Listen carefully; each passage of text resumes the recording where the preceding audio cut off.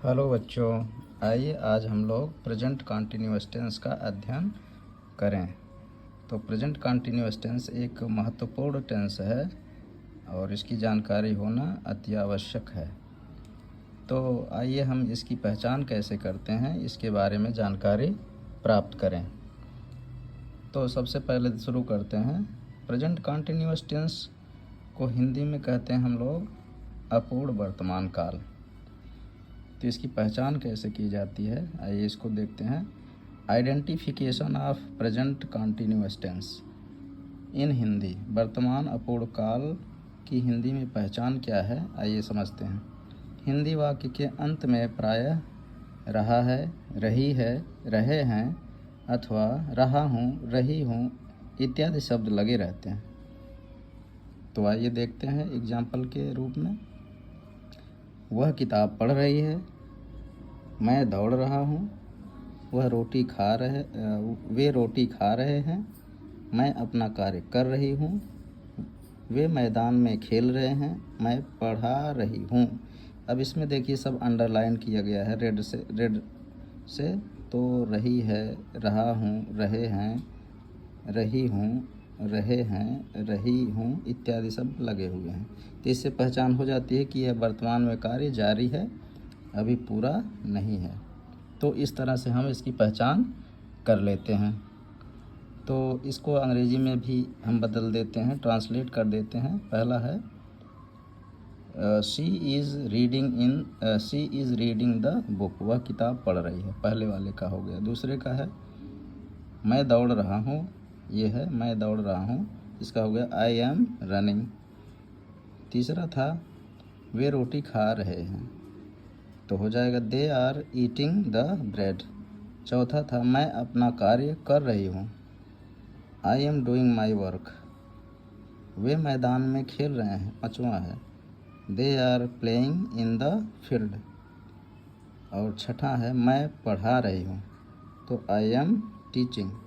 तो इस तरह से हम इसको अंग्रेजी में ट्रांसलेट कर सकते हैं। लेकिन जब आपको इन सब की जानकारी रहेगी, नियमों की, कैसे आप इसको ट्रांसलेट करोगे, तब आइए हम उसको करना सीखते हैं। जाइए यहाँ पर आइए देखते हैं learn translation Hindi to English. Hindi से अंग्रेजी में बनाना सीखते हैं। हिंदी से अंग्रेजी में अनुवाद सीखें। प्रेजेंट कंटिन्यूअस टेंस, वर्तमान अपूर्ण काल। सबसे पहला नियम है कि सबसे पहले नियम यानी रूल इसका क्या है, इसका रूल जानना ज़रूरी है, तभी आप कर पाओगे। पहला है सब्जेक्ट यानी कर्ता, यानी हर सेंटेंस में कोई न कोई सब्जेक्ट रहता है, तो ये हो गया सब्जेक्ट। फिर इसके बाद इज़, एम, आर, यानी ये हेल्पिंग वर्ब है, सहायक क्रियाएँ हैं। ये सहायक क्रियाएँ जो हैं ये कर्ता के अनुसार ही आती हैं। तो कर्ता के अनुसार यहाँ पर लिख दिया गया है, कर्ता के अनुसार, अकॉर्डिंग टू सब्जेक्ट। फिर प्लस वर्ब यानी क्रिया लिखा जाएगा और क्रिया में आईएनजी जुड़ जाएगा, जिरंड। फिर इसमें प्लस ऑब्जेक्ट यानी कर्म लास्ट में लिखा जाएगा। तो आइए देखते हैं एग्जाम्पल कैसे किया जाता है। अफर्मेटिव सेंटेंस यानी स्वीकारात्मक वाक्य, यानी इसमें कोई नकार नहीं रहेगा, स्वीकारात्मक वाक्य है, अफर्मेटिव है, या इसे असर्टिव सेंटेंस भी कह सकते हैं। पहला है हम बगीचे में जा रहे हैं, तो इसका हो जाएगा सबसे पहले हम की अंग्रेजी क्या हो जाएगी, वी। फिर आर जो है ये क्या हो जाएगा, चूँकि ये वी के साथ आर आएगा, यानी वी के साथ आर यानी हेल्पिंग वर्ब आर आ जाएगा। और मुख्य क्रिया है गो, गो में आईएनजी जुड़ गया, देखिए यहाँ पर आईएनजी जुड़ गया है। We are going in the garden, यानी हम बगीचे में जा रहे हैं। ये आपका सेंटेंस तैयार हो गया। दूसरा सेंटेंस है तुम मैदान में खेल रहे हो, तो यहाँ पर तुम की अंग्रेजी यू हो गया और इसमें आर जोड़ा जाएगा, तो यहाँ पर सेंटेंस आपका तैयार हो जाएगा। यहाँ पर आर लगा देना है। फिर इसके बाद मेन वर्ब में आईएनजी को आपको जोड़ना है, जिरंड को जोड़ना है, और लास्ट में कॉम्प्लीमेंट और ऑब्जेक्ट को रख देना है, in the field. Other word you are playing in the field, यानी तुम मैदान में खेल रहे हो। ये होगा आपका सेंटेंस कंप्लीट। नेक्स्ट सेंटेंस आपका है वह फूल तोड़ रही है। तो इसका हो जाएगा, यहाँ पर वह की लिख दिया जाएगा सी, और सी के साथ हम समझ जानते हैं कि हेल्पिंग वर्ब आपका इज लगना है, तो इज हो गया। फिर इसके बाद मेन वर्ब आपका है तोड़ना, प्लक।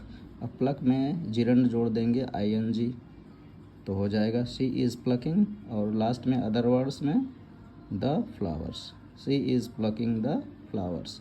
इस तरह से आपका सेंटेंस कंप्लीट हो गया। नेक्स्ट एग्जाम्पल है नेगेटिव सेंटेंस।